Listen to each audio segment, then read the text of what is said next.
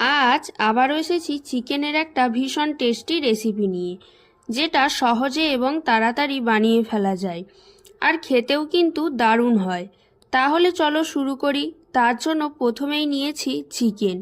কড়াইয়ের মধ্যে সর্ষের তেল গরম করে মাংসের জন্য কেটে রাখা আলুগুলোকে একে একে দিয়ে লবণ হলুদ দিয়ে বেশ লাল লাল করে ভেজে নেব।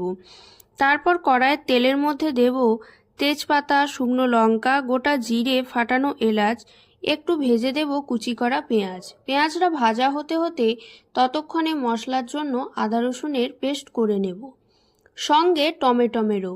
এদিকে পেঁয়াজ কিন্তু ভাজা ভাজা হয়ে গেছে। দেব ক্যাপসিকাম, একটু নেড়ে দেব আদা রসুনের পেস্ট, কাঁচা গন্ধ না যাওয়া পর্যন্ত ভাজবো।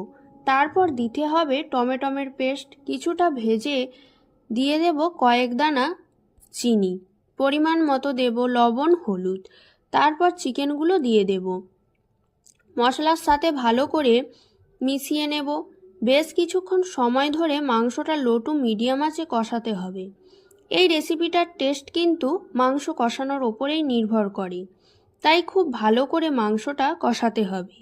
মাংসটা কিছুটা কষিয়ে দিয়ে দেব ভেজে রাখা আলু ও কয়েকটা চেরা কাঁচা লঙ্কা দিয়ে আবারও কষাতে থাকবো।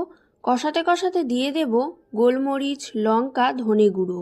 মশলার সাথে সব কিছুকে মিশিয়ে কষাতে থাকবো যতক্ষণ না পর্যন্ত কড়াইয়ের গায়ে লেগে যায়। যখনই কড়াইয়ের গায়ে লেগে যাবে তখনই অল্প জল দিয়ে ঢাকনা দিয়ে দিয়ে কষাতে হবে। এই পুরো রান্নাটা কিন্তু গরম জলে করতে হবে। এই স্টেজে দিয়ে দেব ধনেপাতা কুচি। জল শুকনো হয়ে গিয়ে আবারও কড়াই লাগতে শুরু করলে দিয়ে দেব পরিমাণ মতো জল মাংস সেদ্ধ হওয়ার জন্য।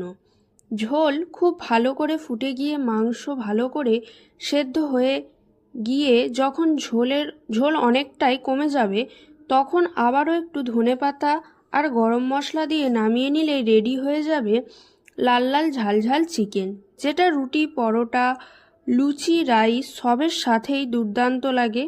তোমরাও একবার ট্রাই করে দেখতে পারো। কথা দিচ্ছি আঙুল চেটে খেতে বাধ্য হবে। একবার খেলে বারবার খেতে ইচ্ছা করবে।